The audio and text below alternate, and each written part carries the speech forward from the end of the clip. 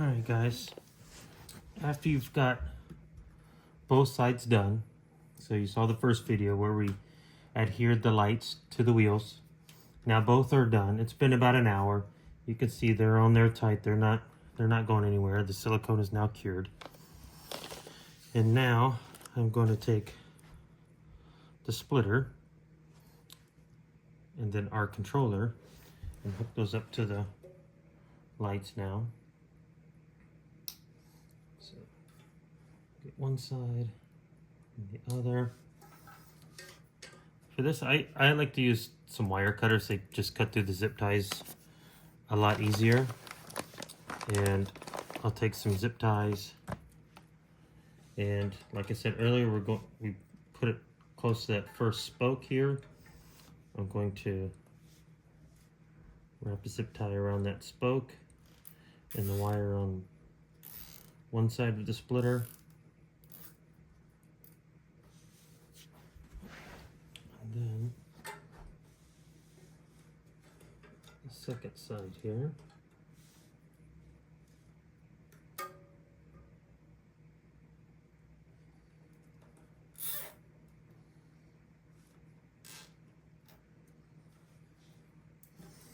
And I usually will put two here. I'll put one here in the middle of that wire just to keep it kind of tight to the spoke. We want to keep it close. We don't want any slack in there where something is able to kind of grab it and pull it out. So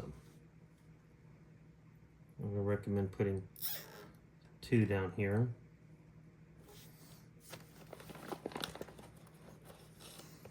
And then putting one up here on the splitter to the spoke. And I like to work on the opposite side of the disc brake. Gives you a little bit more room to get in here. I've already done the rear wheel on this one, so I'm doing the front wheel.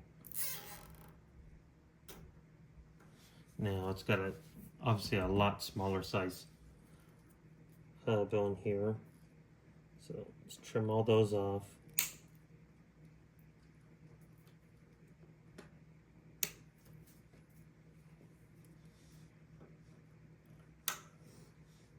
Make sure you cut those zip ties off close as you can and flush, because those things are sharp and they will slice you open.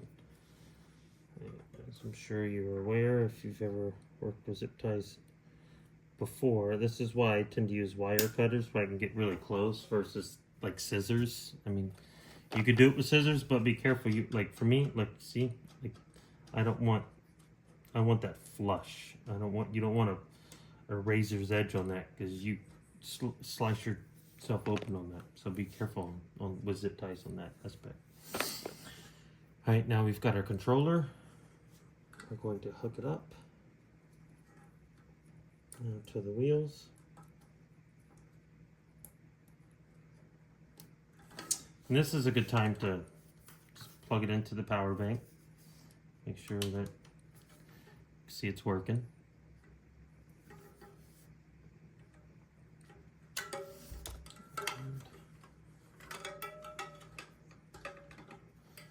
On the hub, you'll kind of place the controller along the side of the hub. Pick a couple spokes that you want to attach it to, and tighten it down. So find a good spot where you want that placed. For me, and I'll show you. I'll do this quickly. I have another video where I can show you how you want to zip tie these power banks, so that way they're on there nice and tight.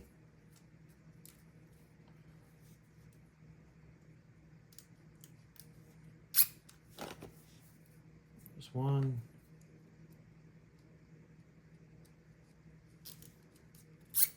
Two.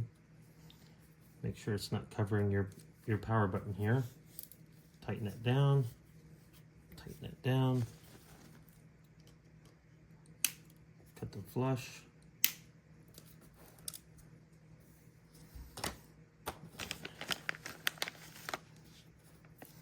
And then I try to do this part for you where I do the weaving for you guys, so it's a little easier. But on here now, I'm going to slide one zip tie on here, put it on the opposite side of the power button, because when it's on the wheel, you want the power button to be able to reach it easily here.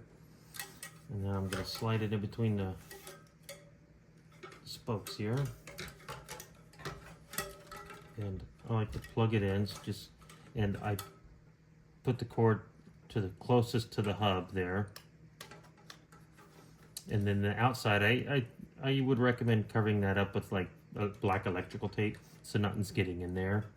No dust and debris. Alright, and then you're just trying to find a good spot on the hub, like where you want the power bank to. So let's say I'm gonna pick this spot here. I'm gonna take one of the long zip ties, which is included, and like on the other video I explained, I'm going underneath the zip tie on the back. You go underneath the zip ties. Now it's coming out, and then on these spokes, you're going to be on the outside. So I'm going outside the spokes, underneath the zip tie. Same with this one, underneath that zip tie, and then on the outside of the spoke. I'm going to get it as close to the hub as I can, where it's resting on the hub essentially, so there's no sliding up and down. Alright, and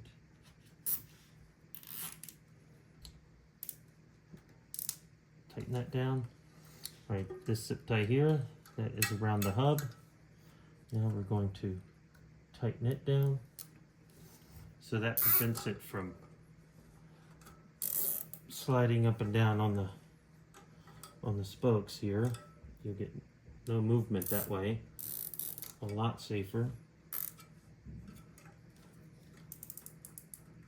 Perfect. Go cinch down, cinch down. So that power bank is on there tight.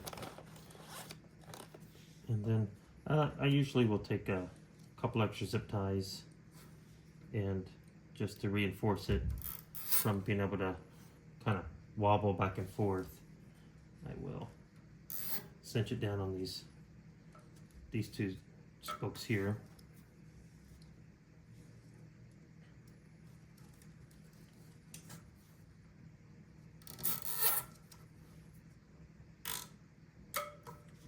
Voila, done. And then I'll cut all these off now.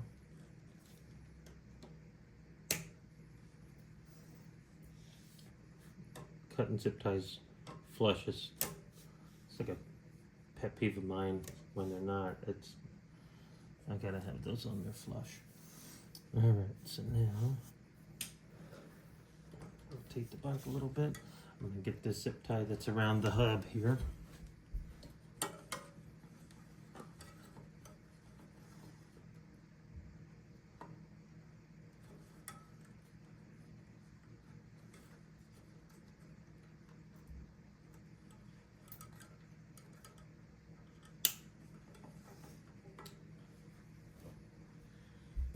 Go, that's on, that's tight, that's not going anywhere. And then the last step I usually do is with this controller, try to get the slack out of it, and I'll find a couple zip ties, kind of go through the loops and find a spoke here to tighten that down on, so that way it's not moving around. Same thing. I'm finding a couple of loops here. Gonna go through, put it on the spoke here.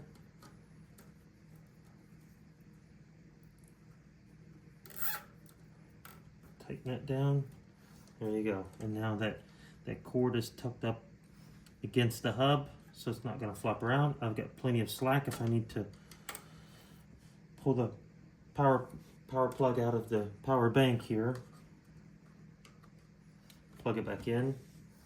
And then to show you, like to charge it, I just push this out of the way, and now you got a USB-C here that you plug it in to charge. And then when you're riding, when you're done charging, I just put that zip tie back over top of it there. And I would put some black electrical tape over that outside port there. So it's done. We'll cut these last two zip ties off, and then this wheel is finished. That's done.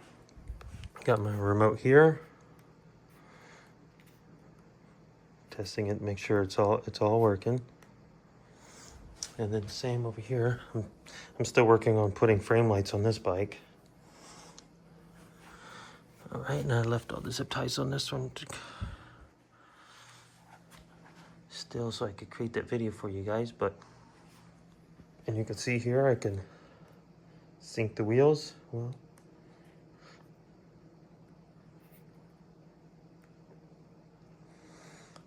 there we go, and these wheel lights are done. 11 minutes, that's all it took there.